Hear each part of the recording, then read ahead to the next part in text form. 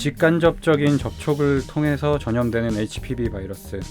이 HPV 감염으로 발생하는 질환이 곤지름, 성기 사마귀입니다. HPV 하면 곤지름이 떠오르는 까닭은 그만큼 이 병이 꽤나 골치 아픈 질환이라는 뜻이겠죠. 생식기 주변에 발생할 뿐만 아니라 신체 곳곳, 심지어 입 안에서 발견되는 사례도 있다고 합니다. 곤지름 환자, 그러니까 HPV 보균자와 성접촉을 피해야 한다는 의료진의 조언을 잘 지켜보려고 하지만 사랑하는 상대와 관계를 당장 멈추기는 쉽지 않은 일일 겁니다. 곤지름은 어쩌다 입속까지 옮아간 것일까? 성기 사마귀가 입에 찾아온 이유, HPV 전문가 보디가드와 함께 살펴보겠습니다.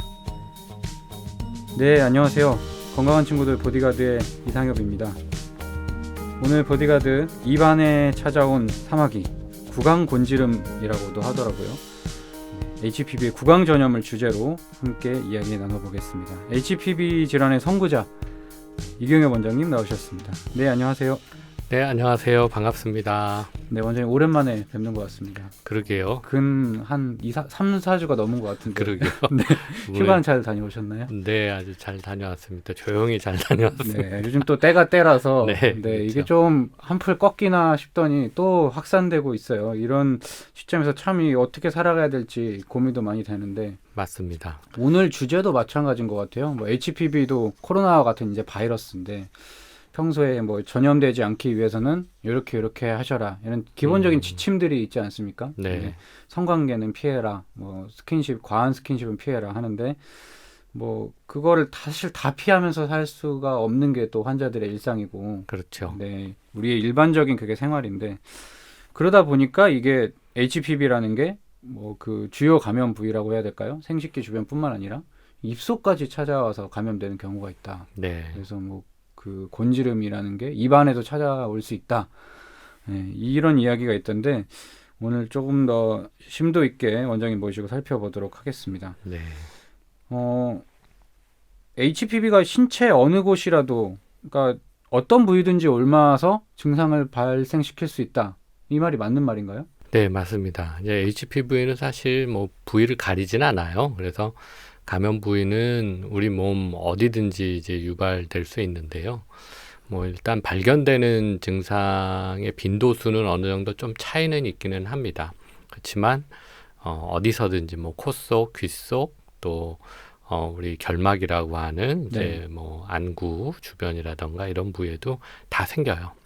그러면 이게 사실은 뭐 제가 앞서 말씀드린 대로 HPV 하면 사실은 곤지름이 가장 먼저 떠오르고, 네. 아마 그게 좀 질환이 고약해서 그런 것 같기도 해요. 환자들이 많이 신경 쓰이고. 그렇죠. 아무래도 성기라고 하는 이제 부위가 심리적으로 좀 이제 많이 이제 문제를 일으키기 때문에 제일 이제 아무래도 많이 화제되고 있는 거죠.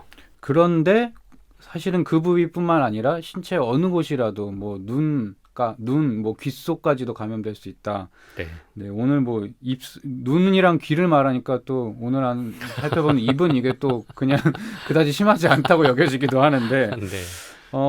그러면 이게 성기 부위에 특히 남성들 같은 경우에 나면은 거기는 우리가 뭐 손이나 뭐 얼굴이나 같은 피부 조직이잖아요. 네. 일반적으로 우리가 보는 조직인데 이게 입속이라고 하면 사실은 일반적인 피부는 아니지 않습니까? 어떤 그렇죠. 점막으로 된 구조인데 네. 일반 피부랑 점막 상관없이 감염될 수 있다는 말씀이네요. 그렇죠. 네. 이제 점막에 생기는 것들이 사실은 뭐 나중에 이제 말씀을 드리겠지만 소실되는 확률은 조금 더 잘 나타나는 것 같아요. 면역 치료 후에. 네. 뭐 그렇지만 어쨌거나 뭐 점막이든 피부든 감염이 일어나는 그런 부위는 뭐 비슷하게 잘 일어납니다. 뭐 결과적으로 면역 치료를 했을 때 점막 조직에 나타난 그런 증상들이 조금 더 쉽게 소실되는 사례는 있지만 그렇죠. 어디든지 감염될 수 있다. 맞습니다. 그럼 혹시 뭐 그 HPV가 감염을 일으킬 때 이 바이러스의 입장에서 보자면 더 어려운 곳이 있을까요? 일반 피부와 점막 조직을 비교했을 때? 글쎄요, 그렇게 생각은 안 해본 것 같은데요. 네, 바이러스에 우리가 빙의를 그렇죠. 해서 글쎄요, 굳이 생각해 본다면 그래도 점막 조직, 그러니까 분비물이 나오고 우리가 이제 샘이 존재한다 그러거든요. 이제 뭐 여성의 질이라던가 뭐 이런 부분 또 이제 구강 내에도 이제 침샘이 있어서 네. 계속 어떤 분비물이 나오죠. 이런 부위들은 사실 바이러스 입장에서 생존하기 어려울 수 있어요. 왜냐하면 이 분비물 자체가 세척 기능을 갖는 거기 때문에 이제 점막 산피에 이제 안착하기가 어려워질 수 있겠죠. 네. 그런 의미에서 본다면 사실 더 잘 발생할 수 있는 게 일반적인 피부인데, 근데 결론적으로는 이래요. 그래도 안착을 했다라면 사실 또 점막 조직에서 더 또 활발하게 증식할 수 있는 또 조건도 갖추고 있는 거죠. 어떤 면에서는. 두 가지 입장으로 좀 보고 싶은데 바이러스가 점막까지 침투했다는 거는 그만큼 이게 좀 심각한 문제다라고 보여질 수도 있을 것 같고 네. 네, 점막 조직이 말씀하신 대로 뭔가 자정 기능이 있는 건데 네. 근데 그 안에까지 침투했다는 얘기니까 그렇죠. 그리고 실제로 이게 드러난 피부가 사실은 더 많잖아요. 감염될 네. 수 있는 확률이 곳곳에 있는데 음, 그 확률을 뚫고 굳이 그 안쪽까지 비집어 들어갔다는 게 그렇죠. 조금 더 네, 입안이나 이런 쪽이 아무래도 민감하게 느껴지기도 하지만 바이러스가 거기까지 찾아왔다는 사실이 우리가 조금 더 주의를 하고 경계해야 될 부분이 아닌가 맞습니다. 생각은 듭니다. 네. 바이러스가 뭐라는 게 원래 이제 전염되는 게 빼놓을 수 없는 그냥 본질인데 그렇죠. HPV가 다른 병원체에 비해서 더 쉽게 전파되는 건가요? 전염력의 차이는 사실 뭐 바이러스의 종류에 따라서라기보다는 이 바이러스의 활성도, 그러니까 이제 전염력을 좀 측정하는 게 있어요. 요번에도 이제 코로나 우리 유행할 때 보면 네. 어떤 사람은 전염력이 활발하기도 하고 어떤 사람은 감염이 되는데 이제 좀 전염력이 활발하지 않기도 하고 그렇잖아요. 이제 그런 것처럼 숙주의 상태라던가 또 이제 바이러스가 어떤 상황에 놓여져 있느냐에 따라서 조금은 전염력의 차이가 있을 수 있겠지만 뭐 바이러스 자체가 HPV가 더 활발한 전염력을 갖는다라고 사실 딱 꼬집어서 말할 수는 없을 것 같아요. 네. 이게 막 입안이랑 귓속이랑 뭐 코안까지도 감염된다고 하니까 네. 감염력이 그렇게 센가 생각도 음. 들어서 여쭤봤고요. 네. 이 용어를 조금 정리해 주시면 좋을 것 같아요. 이게 저도 사실 아직까지는 어떻게 불러야 될지 헷갈리는데 네. 곤지름은 이제 곤지름이 질환명인데 음. 그 성기 생식기 부위에 나니까 성기 사마귀 이렇게 네. 환부와 증상을 같이 엮어서 부르기도 하고 네. 근데 이 입안에 났을 때는 네. 사람들이 뭐 아직 낯선 질환이긴 하지만 입안 곤지름, 뭐 입속 곤지름, 네. 때로는 뭐 구강 유두종, 입 사마귀 뭐 여러 가지 이름으로 부르거든요. 네. 곤지름 그러니까 입안 곤지름이라고 불러도 될까요? 곤지름이 아니잖아요, 사실은.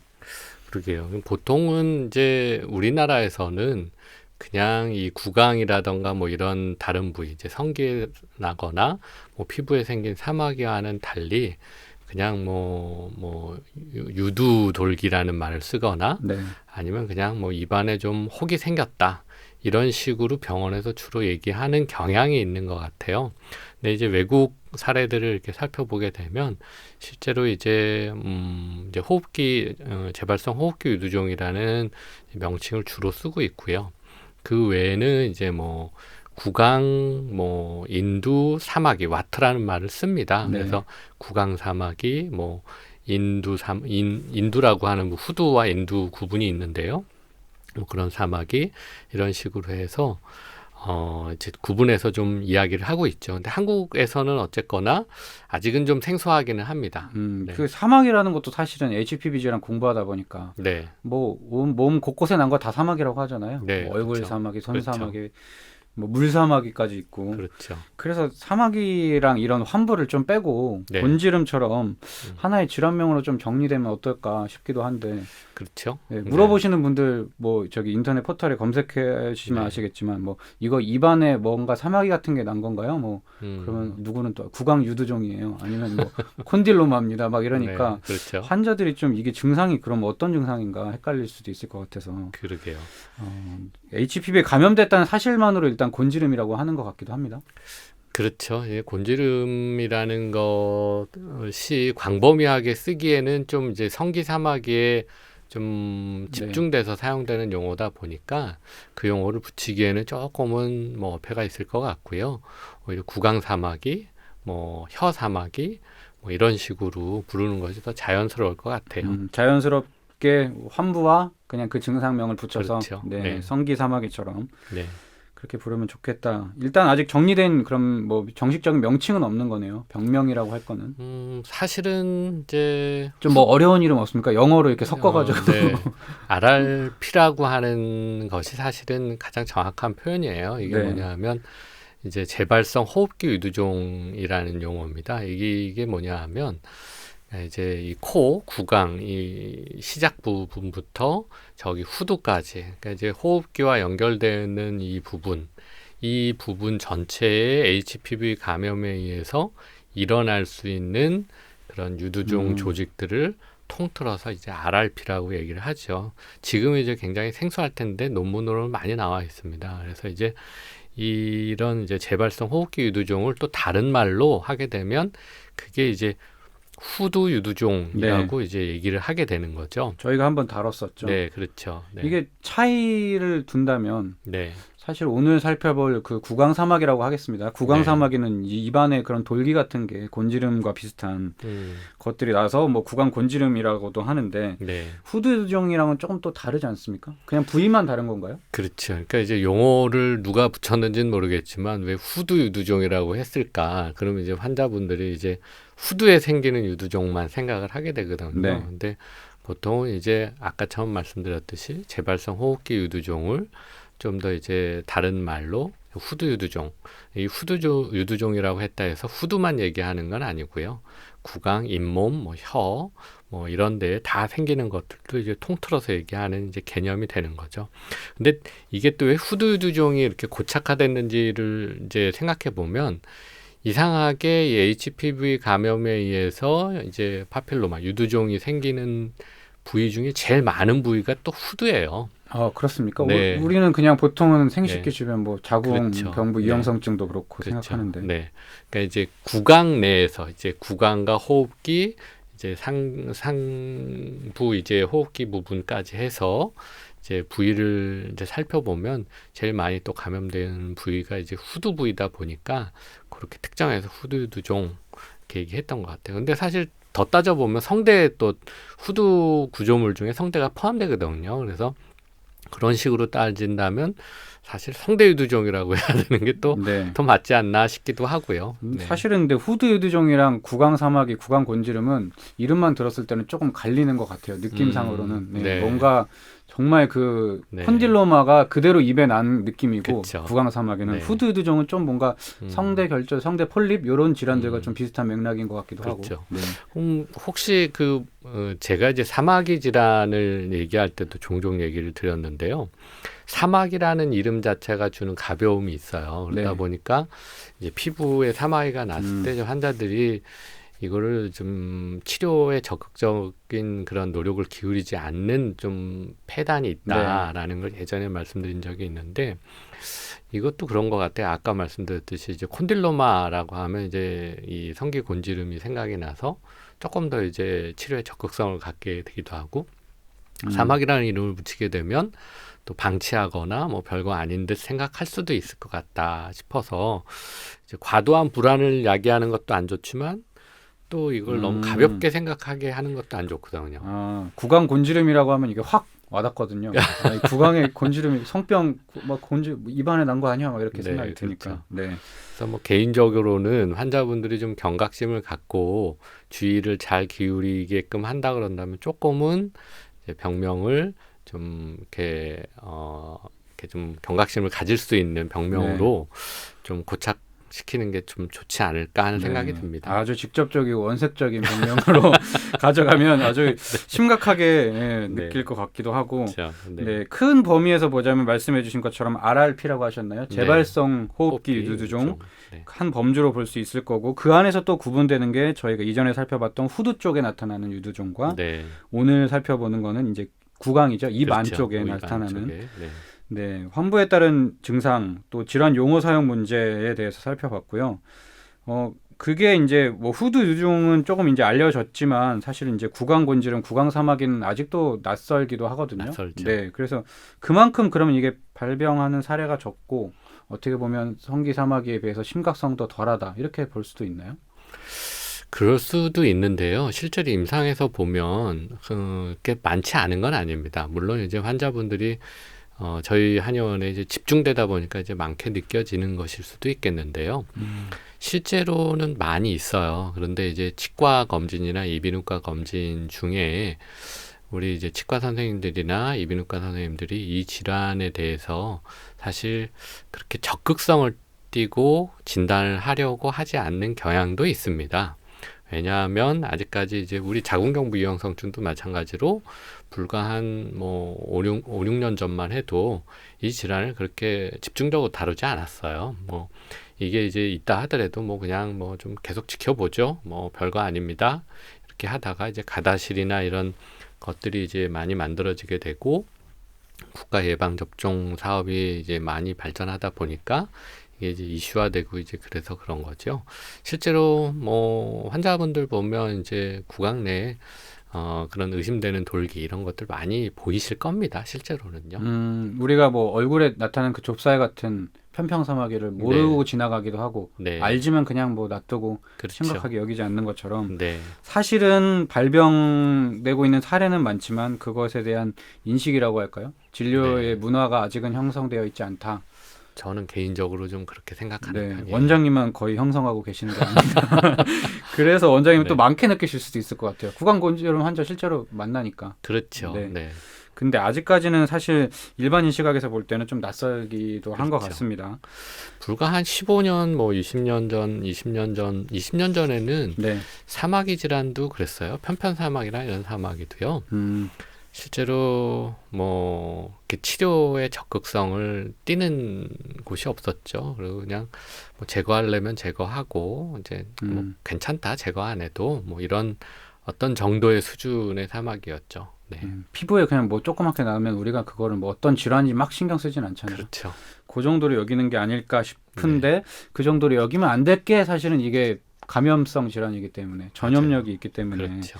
네. 주의해야 되지 않을까 생각이 들고 주로 이 구강 사마귀가 나타나는 부위가 있을까요? 뭐 남성 곤지름 같은 경우 그 원장님들께서 쓰신 논문 보니까 뭐 주요 발생 부위가 있더라고요. 네. 뭐 이것도 뭐 그런 볼 안쪽이나 뭐 잇몸이나 뭐 혀 아래쪽이라든가 이렇게 네. 뭐 발생할 수 있는 빈도가 차이가 있을까요? 아직까지 이제 발생 부위에 대한 뭐 조사를 적극적으로 하지는 않았습니다.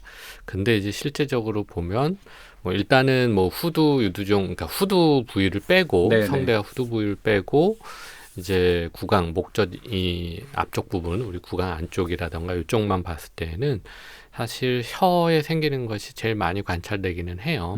특히 이제 혀 밑바닥 부분을 들어 올리면 원래 이제 혀 밑바닥이 약간 울퉁불퉁하게 보일 네. 겁니다.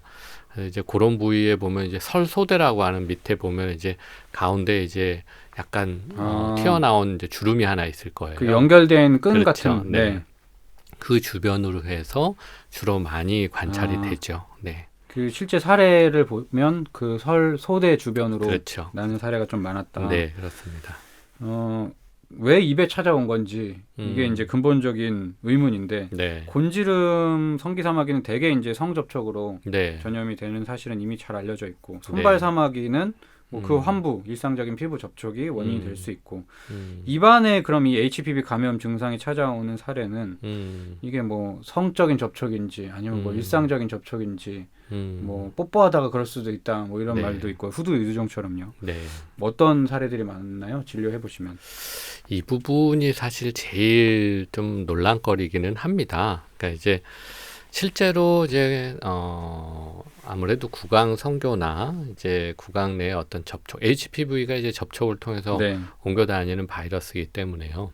그것을 이제 1차적으로 의심해 볼 수는 있어요. 분명히 또 의심이 되는 것도 확실하고요.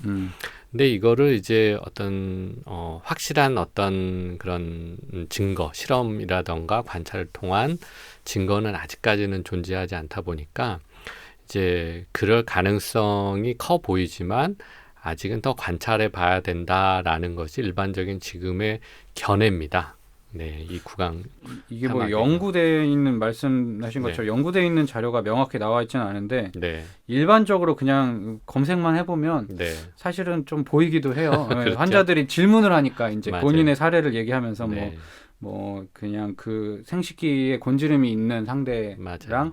직접적인 또 성관계는 좀 꺼려져서 네. 이게 또 구강을 통해서 관계를 했는데 그 뒤로 뭔가 좀 증상이 나타났다. 그렇죠. 이런 사례들이 사실은 좀 대부분이고, 음, 네. 그 조금 의아한 거는 이제 그 후두 유두종처럼 네. 직접적인 환부 접촉이 아니어도 네. 구강대 접촉만으로도 음, 생식기에 있던 그 병변이 어떻게 옮겨올 수 있나 이렇게 의아해하시는 환자분들도 있는 것 같고, 네. 네, 이 전염 경로에 대해서는 그럼 좀 더 연구가 필요한 건가요? 그냥 아니면 그냥 시원하게 말씀해 주시면 구강 성교가 문제다. 네. 사실 개인적인 견해는 구강 성교가 문제인 거는 맞습니다. 네.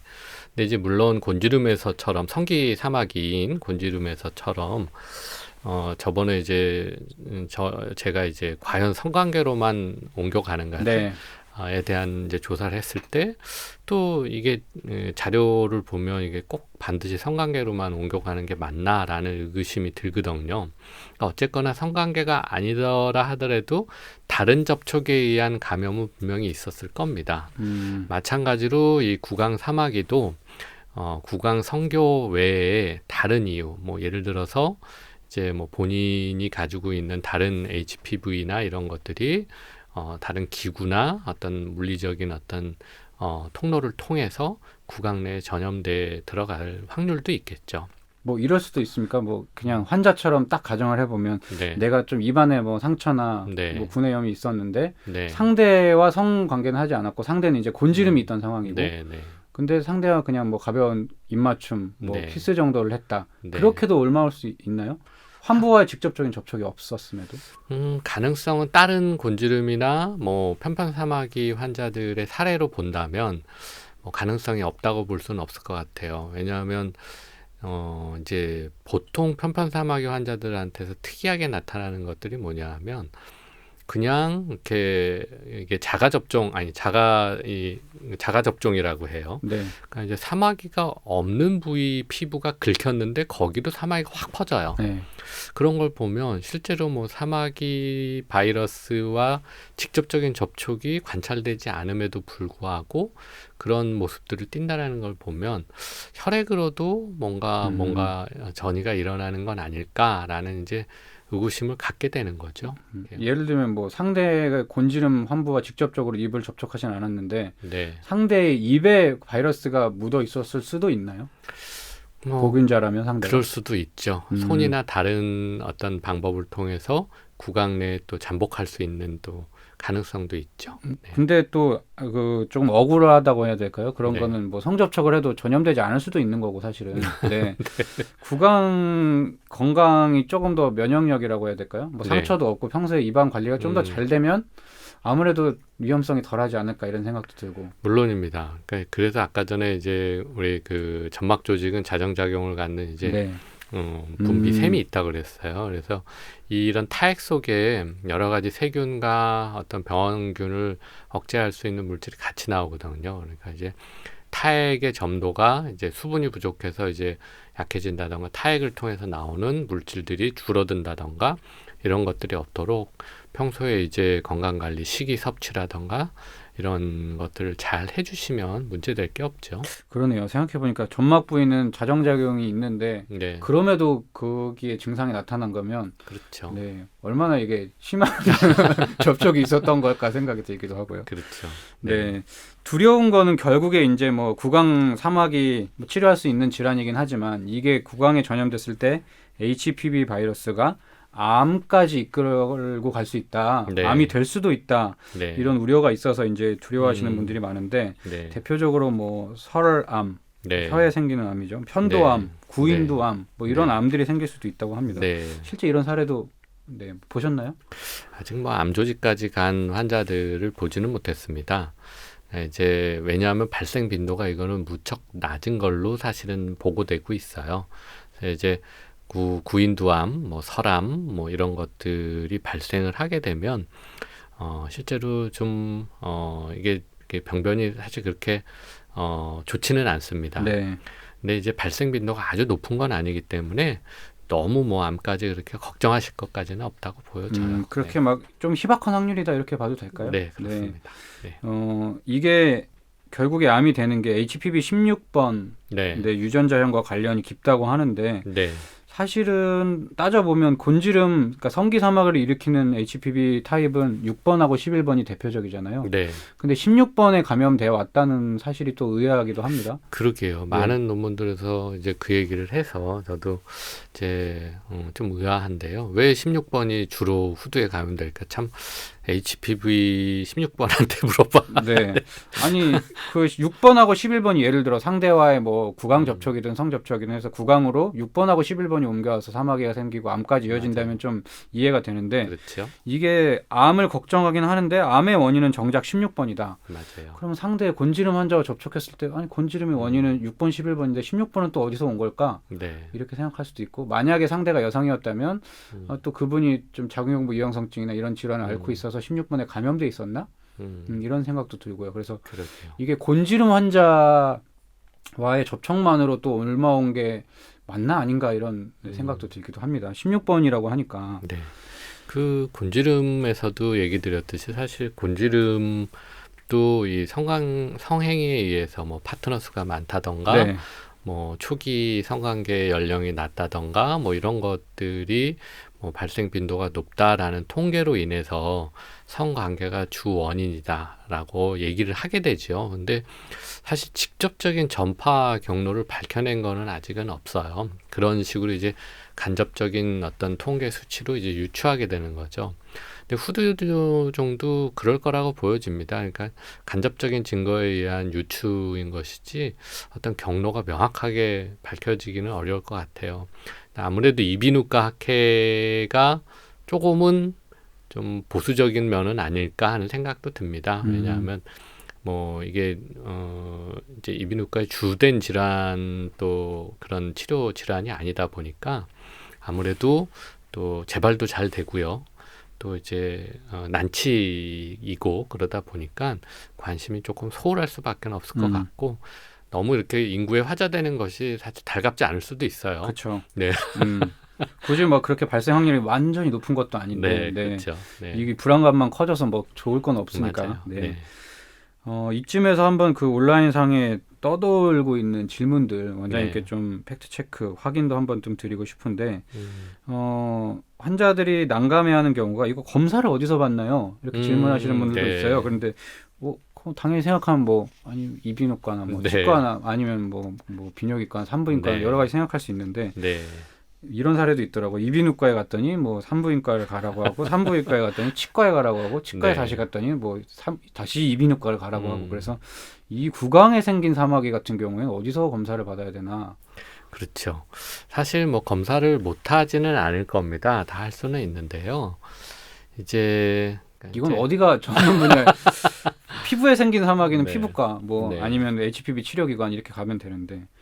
아마 이비인후과 가는 게 사실 제일 정상적이기는 해요. 이비인후과에 가서 이제 뭐 목에 혹시 감염이 의심되거나 뭔가 이상한 게 있다. 그럼 일단 살펴보고 후두 내시경이나 구강을 자세히 관찰한 후에 뭐 또 바이러스 테스트를 해본다던가 이럴 수 있겠죠. 아니면 원장님처럼 그 HPV 전문 치료기관에 가는 것도 네, 좋은 방법입니다.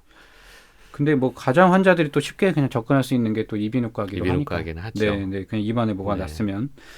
아까 전에 말씀드렸듯이 사실 이비인후과 선생님들이 아마 그냥 검사를 하러 왔다라고 하면 이렇게 보시고 안심시킨 다음에 괜찮다고 하고 돌려보내실 거예요. 왜냐하면 사실 뭐 저희 병원도 마찬가지로 이제 만약에 이제 이렇게 전문성을 갖고서 이제 치료를 하게 되는데 갑자기 당뇨 환자가 온다던가 그럼 뭐 당뇨에 관한 처방을 뭐 못 해드릴 건 없지만 사실 이렇게 사람이라는 의사도 사람이거든요. 그러니까 이제 주로 하던 분야에 익숙해져 있지 갑자기 이제 다른 게 나오게 되면 조금 이제 손발이 안 맞게 되는 그렇죠. 이비인후과에 갔는데 갑자기 이제 HPV 질환임이 그렇죠. 밝혀지면 네. 아무래도 뭐 산부인과나 그렇죠. HPV 치료하는 뭐 한의원이나 이렇게 보내실 그렇죠. 수도 있을 네. 것 같고. 그래서 뭐 제 생각에는 검사를 원하신다면 뭐 좀 뭐 HPV를 조금 전문적으로 진료하는 의료기관을 찾으시는 게 좋을 것 같아요. 네, 구강 곤지름을 더 많이 알려주세요. 그래야지 이제 네. 곤지름을 치료할 수 있는 기관으로 여러분들이 또 그러게요. 오실 것 같아서 네. 네, 그렇게 받으시면 될 것 같고요. 이 부분이 또 가장 그 어려운 부분이 아닐까. 치료 중에 환자들이 있습니다. 네. 곤지름으로 일단 치료하는 환자들. 음. 원장님께서 이제 곤지름 치료 중에는 관계는 삼가해야 된다 네. 이렇게 하셨는데 실제로 보니까 치료 중 관계를 할 수가 없어서 대신에 이제 구강으로 접촉을 했다. 근데 그것 때문인지 뭔가 구강과 혀 안쪽에 이물감이 든다 이런 상황을 호소하시는 분들도 있는데 네. 이럴 경우에는 어떻게 해야 되나요? 뭐 레이저를 할 수도 없고 입안을 어떻게 치료해야 되나요? 뭐 그러게요. 입안을 찢을 수도 없고 막 이렇게 물어보시더라고요. 실제로 입 안에 이제 사마귀 HPV 감염에 의한 사마귀가 생기게 되면 이제 당연히 조직은 제거할 수 있습니다. 물론 이제 수술적인 방법, 구강이라는 조직 때문에 이제 시술자 입장에서는 부담을 많이 느끼고 뭐 간단하게 떼어낼 수는 없을 거예요. 그렇기 때문에 어떻게 보면 이미 발생을 했다. 구강 사마귀, 구강 곤지름이 이미 발생을 했다라면 뭐 제거 아니면 면역 치료를 통해서 자연스럽게 소멸되게 하던 어떤 치료적인 방식을 선택해야 될 겁니다. 레이저도 어쨌든 할 수는 있다. 그렇죠. 네. 네. 근데 아무래도 이제 입안이라서 네. 꺼려질 것 같기도 하고. 맞습니다. 네. 네. 어쨌든 저기 치료 중 곤지름 환자 특히 치료 중에는 뭐 저기 성접촉이든 구강 접촉이든 그렇게 조금씩 피해 가시면 안 되겠네요. 뭐 성접촉 하지 말라 그랬다고 해서 구강 접촉으로 하면 당연히 안 되는 거죠. 그렇죠. 그리고 성기 자체의 발기나 흥분이 또 자체적으로 이 확산을 유도하기 때문에 어쨌거나 성적 흥분 자체가 좋을 게 없어요. 네. 네. 마지막으로는 그 혀에 뭔가 좀 이물감이 느껴지고 뭐 뜨거운 느낌이 들고 뭐 조금 뭔가 돌기가 올라온 것 같아서 네. 곤지름인가요? 물어보시는 분들 음. 많은 대다수 답변이 어떻게 달리냐면 뭐 성인들은 크게 걱정하지 않아도 됩니다. 성인들이 뭐 구강에 인두에 뭐 곤지름이 생기는 경우는 거의 없고 곤지름이라는 건 생식기 주변에 생기는 경우가 많다. 이렇게 답변하는 경우도 많던데 이 부분은 어떻게 네. 보시나요? 성인은 실제로 잘 걸릴 확률이 없나요? 그렇지는 않습니다. 아마 이게 그 후두유종 아까 처음 말씀드렸듯이 이제 RRP라고 하는 재발성 호흡기 유두종의 발생이 청소년 유형과 성인 유형이 있어요. 근데 이제 보통 지금 서양에서는 아이들, 그러니까 이제 출생 시 산도, 그러니까 이제 산모의 이제 자궁 지일에서 감염이 돼서 태어나다 보니까 이제 아이들이 이제 그런 질내 이제 그런 물질들을 삼키고 그러면서 감염이 돼서 나타납니다.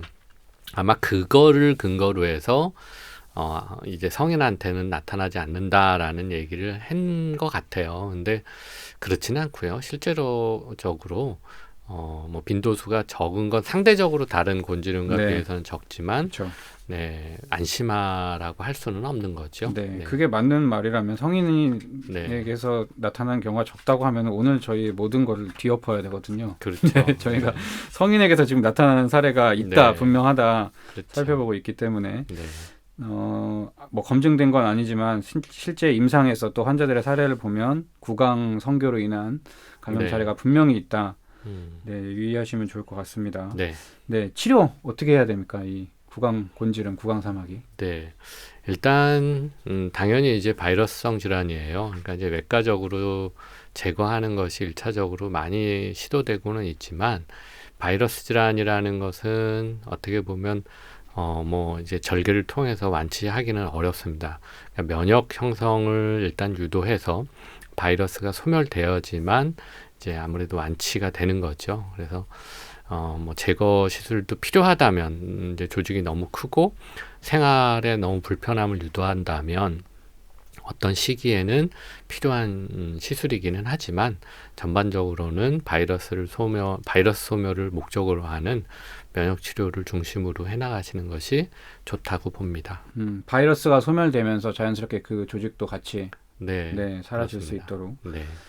네. 아니 저 한 가지만 더 여쭤보겠습니다. 네. 그 입안에 생기는 사마귀, 구강 사마귀 네. 모양이 뭐 특이점이 있나요? 돌기처럼 이렇게 딱 나타나는 건가요? 저기 성기사마귀 곤지름 같은 경우에는 뭐 네. 납작하게 나타나기도 하고 네. 뭐 오돌토돌 나기도 하고 그렇죠. 막 포도송이처럼 나기도 하고. 네. 실제로 구강 사마귀 형태는 우리가 이제 보통 뭐 닭벼슬, 뭐 네. 브로콜리 뭐 이런 얘기 많이 네. 하잖아요. 닭벼슬과 같은 형태를 띌 때가 더 많습니다. 그래서 이제 그런 형태로 더 뚜렷하게 나타나니까요. 간별 진단도 좀 쉬운 편이죠. 실제로 환자가 직접 보고 뭐 곤지름 사진과 대조해봐도 알 수 있을 정도로 네, 그렇습니다. 명확하게 나타나는 사례가 많다까지 네. 말씀해 주셨습니다. 네, 건강한 친구들 보디가드 오늘 성기사마귀가 입 안에 찾아온 이유에 대해서 살펴봤습니다. 가장 유력한 경로에 대해서 저희가 짚어봤는데 이 부분에 대한 연구나 또 경각심을 주기 위한 실제적인 노력들이 좀 더 필요하겠다 생각이 들고 환자분들 특히 HPV 이미 전염이 확인되었고 증상 뭐 곤지름까지 나타난 상황이라면 구강 쪽으로의 접촉은 당연히 마땅히 삼가 주시는 게 좋겠다 이런 말씀 드리고 싶고요. 구강에도 찾아올 수 있다. 네. 반드시 기억해 주시면 좋을 것 같습니다. 지금까지 한약 박사 HPV의 선구자 이경희 원장님이셨습니다. 감사합니다. 네, 감사합니다. 네, 들어주셔서 고맙습니다. 보디가드 여러분의 건강을 지킵니다.